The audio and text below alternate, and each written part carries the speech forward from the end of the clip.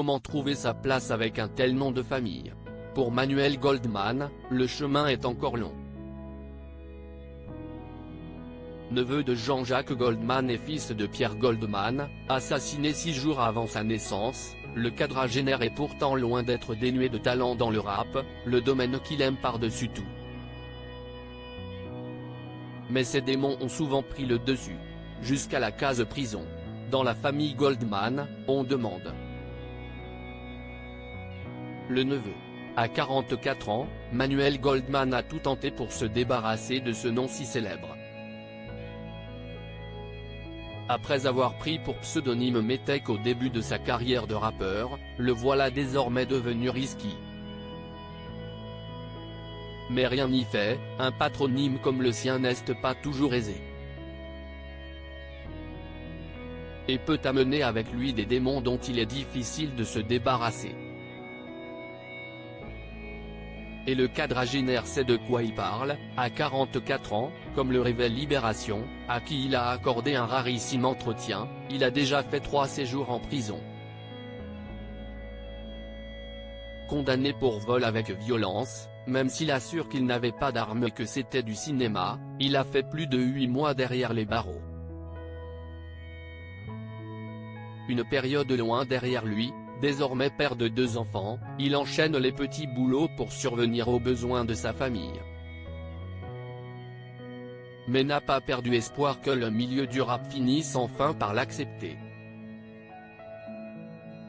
Un milieu intégré il y a longtemps, depuis les années 90, il enchaîne les collaborations prestigieuses, avant de sortir 3 albums depuis 2014, au texte ciselé.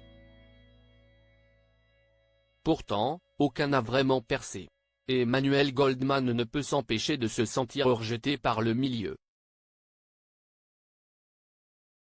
Je m'attendais à quelque chose de grand mais je reste un paria. Quand tu t'appelles Goldman, si est impossible d'exploser dans le rap, regrette-t-il.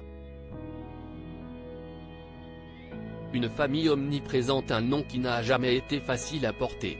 À l'école, tout le monde lui parle bien sûr de son oncle, le chanteur à succès Jean-Jacques Goldman, avec qui il a longtemps fêté Noël mais qu'il ne voit presque plus aujourd'hui.